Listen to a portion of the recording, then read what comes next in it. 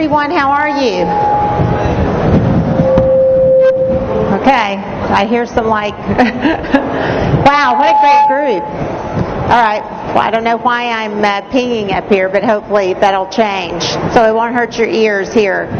So let's talk about journey to the Amazon Web Services Cloud this morning.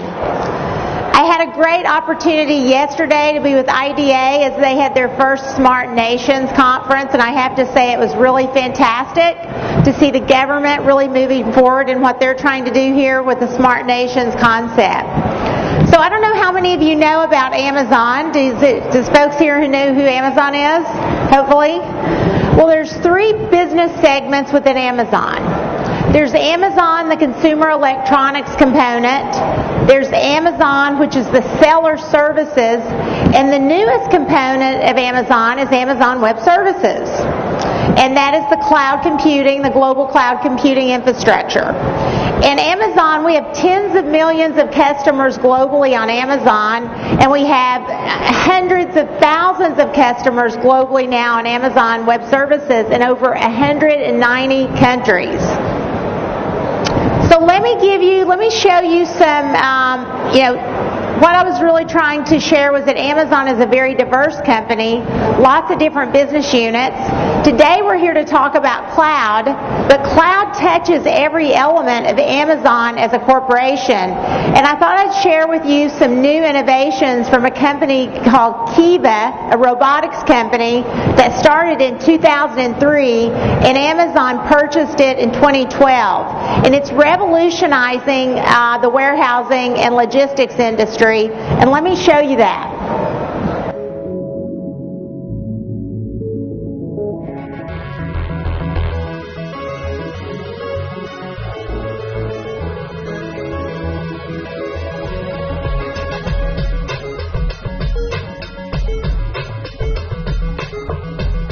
Robotic technologies make our lives and our jobs easier. Within our fulfillment center, we have 100 robots and 300 warehouse associates working alongside those robots. Kiva Systems developed the technology behind the bots. And this is the same technology that large global e-commerce companies are using, like Staples, Walgreens, and Amazon is deploying in their warehouses as well. When you think of robots, you probably, like me, think of manufacturing bots. So you're thinking of an auto plant with, robots with arms that are screwing things together. The Kiva bots are really just a more simple version of an automated fork truck. They really are designed to just efficiently pick up inventory and bring it to our workforce.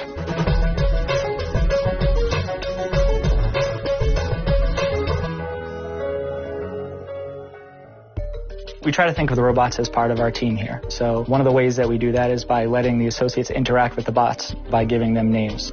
We usually try to have a play on the word bot in there, so we have bald spot, parking spot.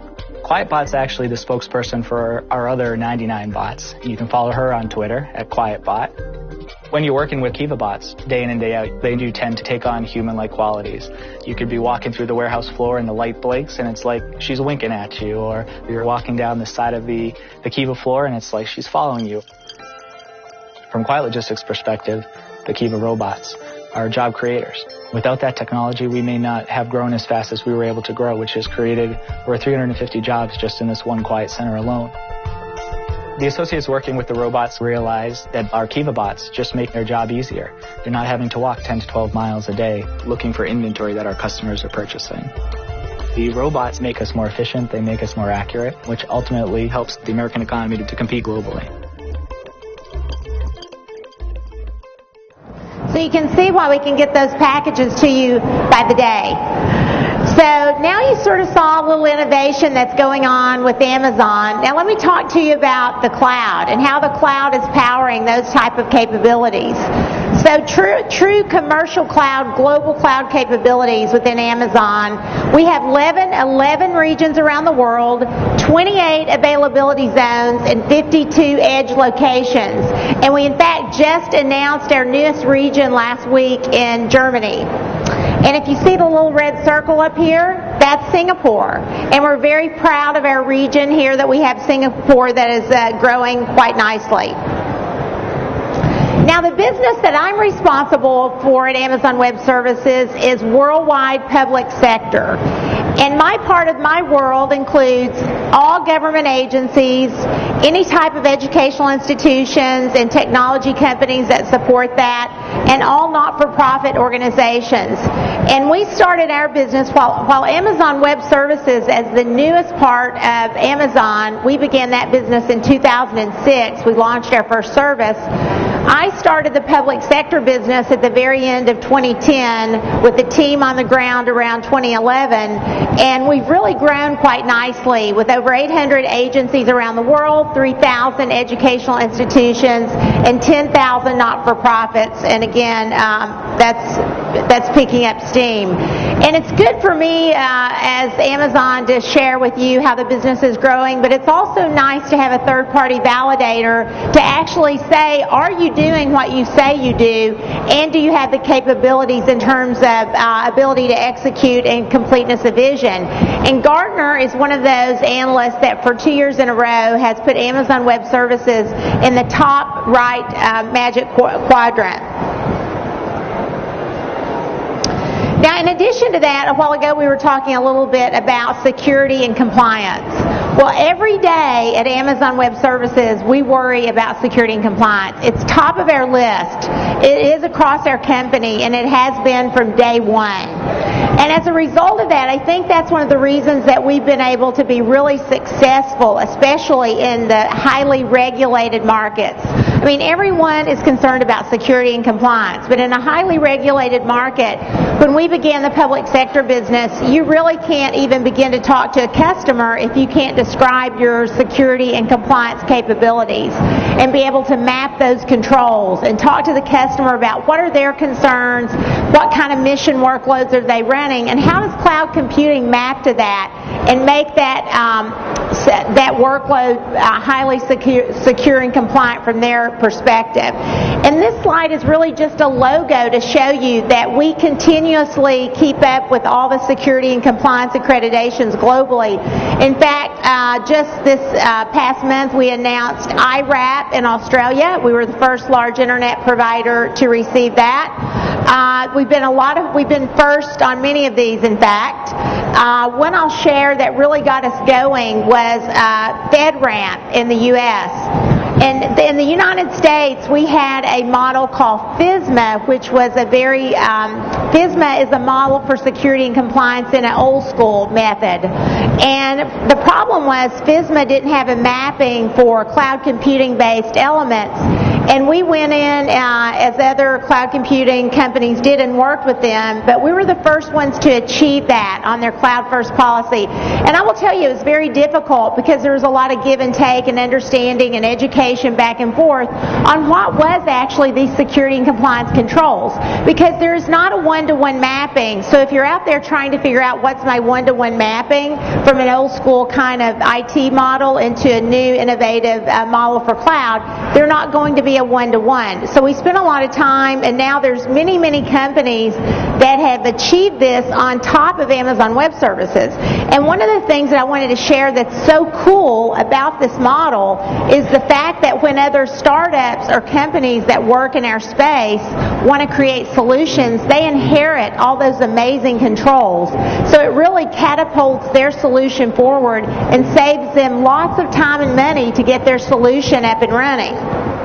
So that was FedRAMP, and there's lots of individual groups and countries and companies around the world that have looked at this and are really taking some of the controls from it. A second point that I'll share, the U.S. Department of Defense took this and added additional controls, and we were also the first to pass that regime in the U.S. with DoD with highly sensitive but unclassified capabilities.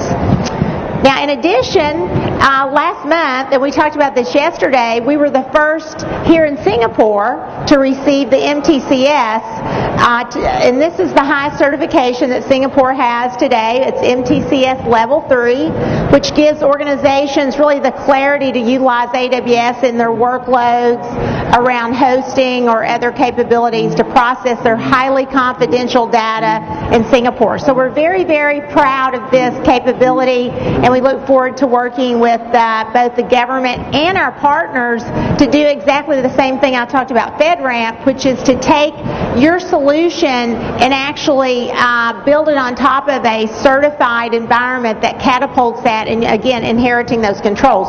You're going to hear a lot more about security and compliance today from Peter Moore, who runs Asia Pacific for public sector. He's going to give a talk on security and compliance a little bit later. Now, a culture of innovation. We heard about cloud a while ago, but true cloud provides you continuous innovation that you inherit. You want to be able to take this innovation, absorb it into your organization. That is really one of the amazing components of cloud computing, is that continually iteration and innovation that can be absorbed from a commercial cloud provider like AWS. And we're very proud of the fact that you can see in 2008 we had 24 services, major features and major services we launched, and the ability of cloud to innovate and iterate continuously has allowed us to be able to launch into this year over 345. And again, these are not just little elements. These are major features and services that we are launching that our customers are utilizing on a global basis. And when we launch these, we can try them and test them in one region and then go global with them. So very cool concept to take your business on a global. So what is the true value proposition of cloud computing? And we look at it from a few points that I wanted to share with you. One is true cloud, you should never have any upfront investment. You should only have to pay for what you use. And you shouldn't have to pay for those IT services if you are not utilizing them. So the whole point, spin them up when you're using them, take them down when you're not, and you should not have that cost. Again, a true cost reduction in a true cloud model. Again, so lowering the ongoing cost. Customers who have leveraged economies of scale, we've had 45 price reductions. 45. We had a major one this year, and we continue to have them on an ongoing basis. And why do we do price reductions? Well, first of all, we're very customer obsessed, and we feel that why shouldn't we pass on the economies of scale and cost savings that we get? So when we get a cost saving and we really figure that out in our fleet, we pass that on. Because the goal is for you to be able to do more with your IT services, not less. The third feature is the ability, like we talked about, to scale up and scale down. If you have a workload that you want to try something in, then you can just spin up instances, begin to create, go to the console. It's such a foreign concept to many individuals. A lot of governments I work with globally, it's very interesting when we first go to the console and we do some education and training. It's almost a little bit like, they can't believe it that we're actually spinning it. They're like, we don't have to order it and do fulfillment and pull these servers in and configure them and go through the security design. We're like, no, it's there. You just spin it up. And that's the whole component, or the really value of getting the MTCS certification. You don't have to go through that. It's there. It's built in. It's built by design. So when you want to scale up something, you don't have to guess at capacity anymore. I mean, think about that. Building out a major system, you can do your design, you can do your testing, and then you can do your deployment in the same architecture.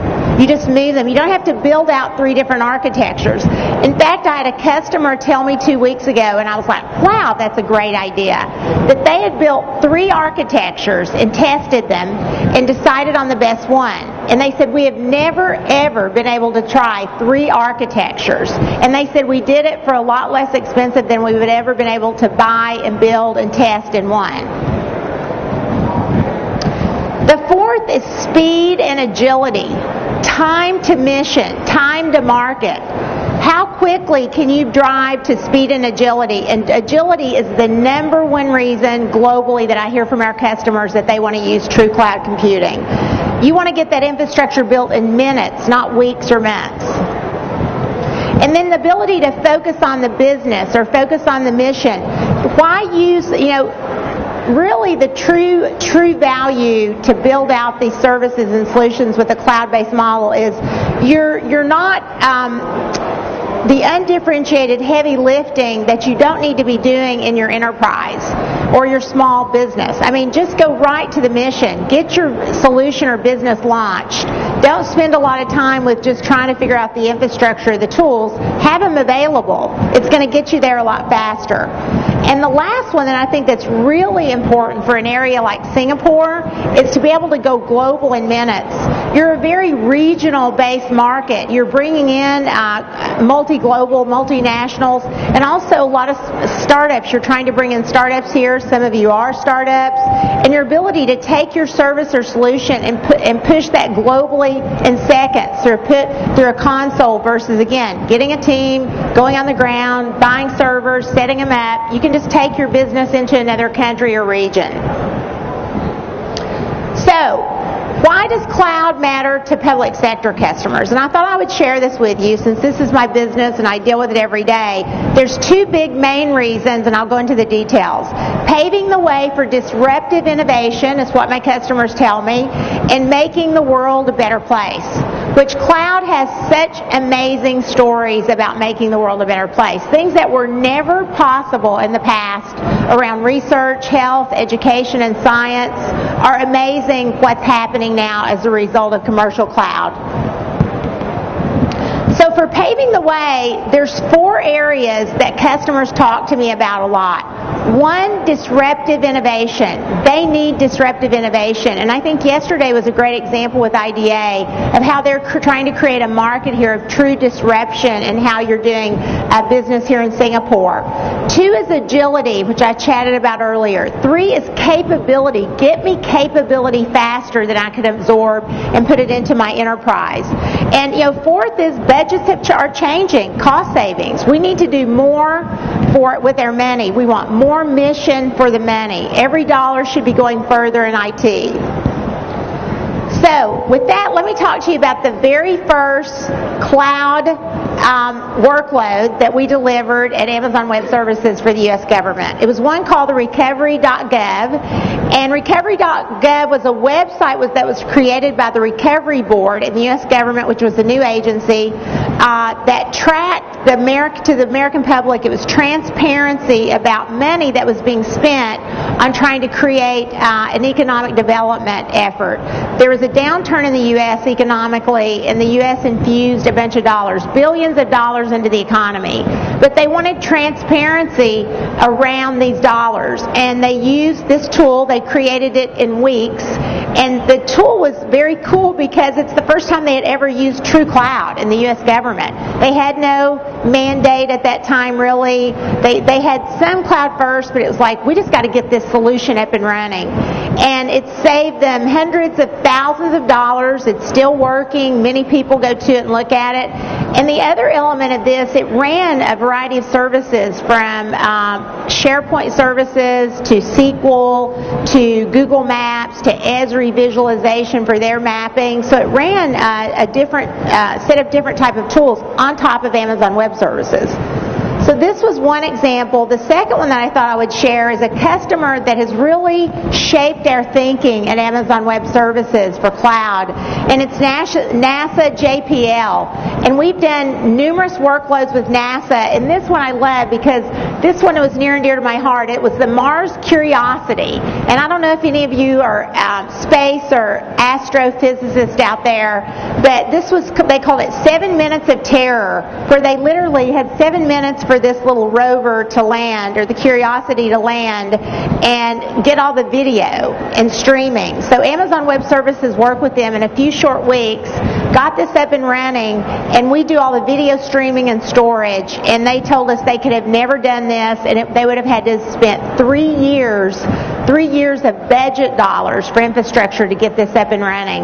And this is what is allowing them. And now this is fantastic because educators, schools, scientists around the world are taking advantage of this data and learning from it every day for all of us around the world.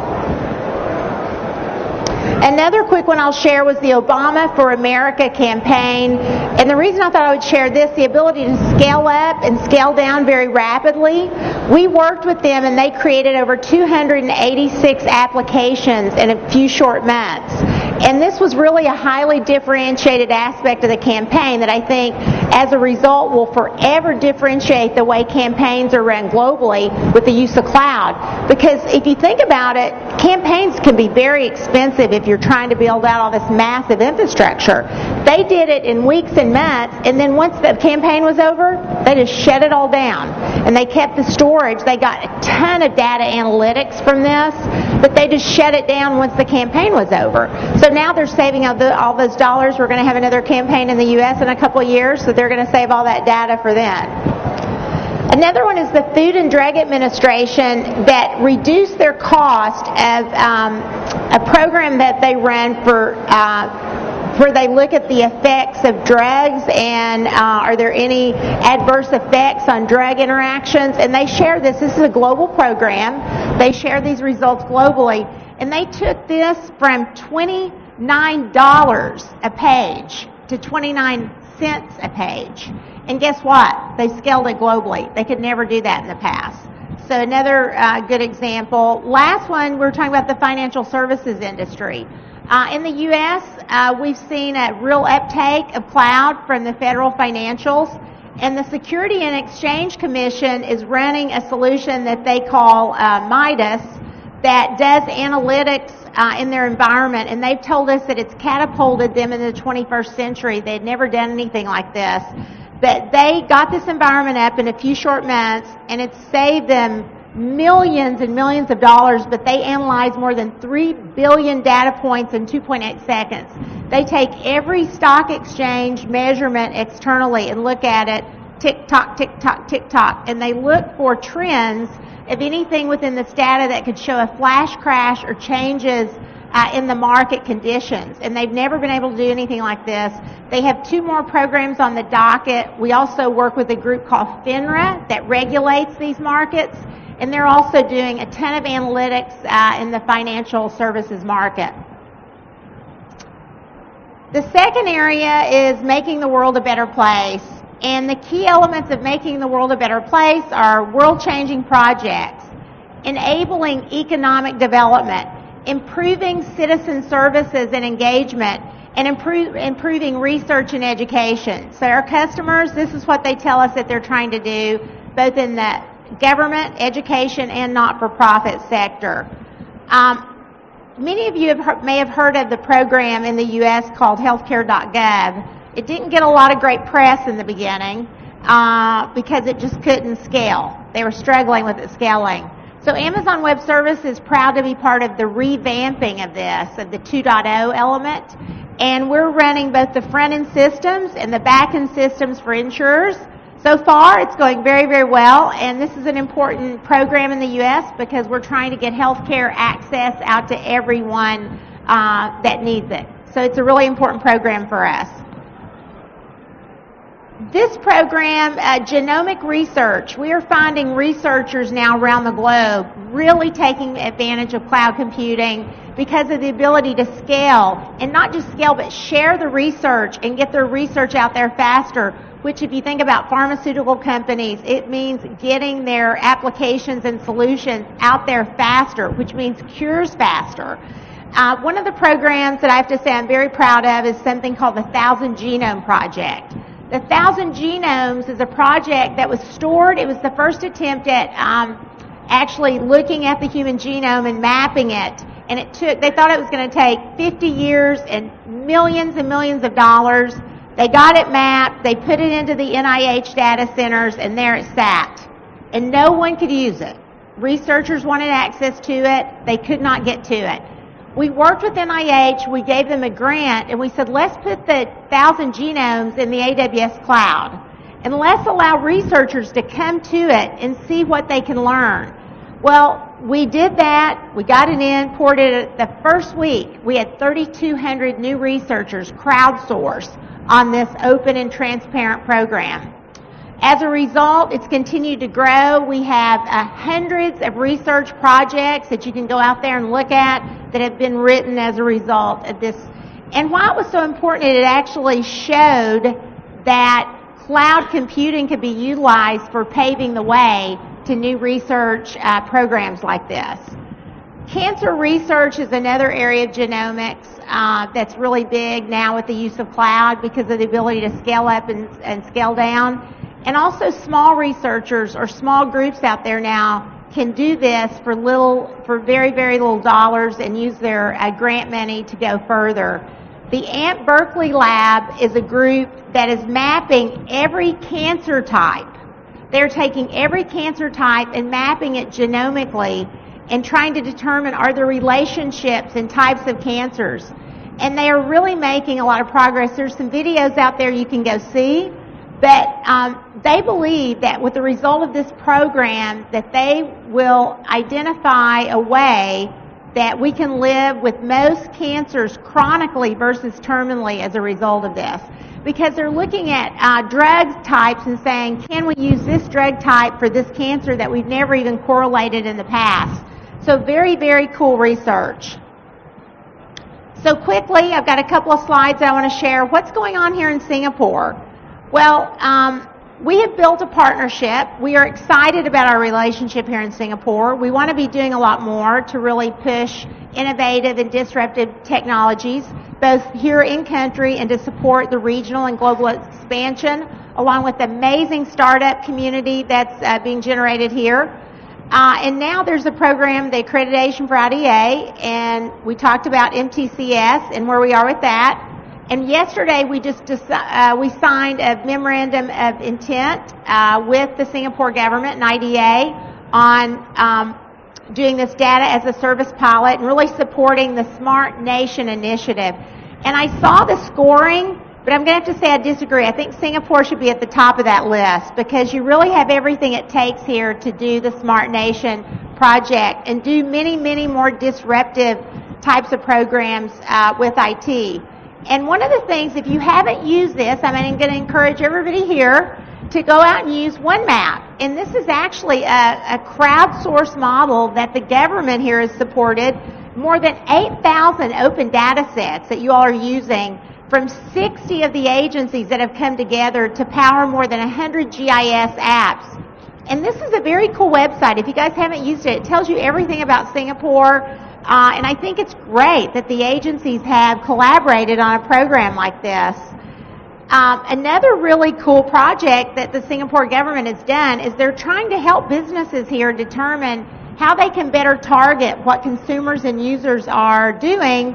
And this application with one of our partners, it's really marketing and campaign effectiveness of understanding what consumers are buying so that it can be targeted specifically for vendors who are out there trying to sell to say, don't bring in A or B because their consumers are buying B and C. So you're not going to waste your time. So speed to accuracy in the market. Now, 3 final thoughts about Amazon Web Services. We are, first of all, delighted to be here. We're very customer obsessed. That's at the top leadership principle across our company. We have invention and innovation that we want to bring here and share and keep doing that with you and get your feedback from us. We are very long-term thinking, and we know that cloud computing is a process and a journey that we all have to take together to have highly efficient and productive workloads across our business and allow startups to flourish and enterprises to think in new ways and get their services out there and research to do things that they never thought were possible in the past. So you can get faster, better, and cheaper solutions quickly with security by design. So thank you all so much. I really appreciate Cloud Asia for having us here today and look forward to talking to you all later today. Thank you again.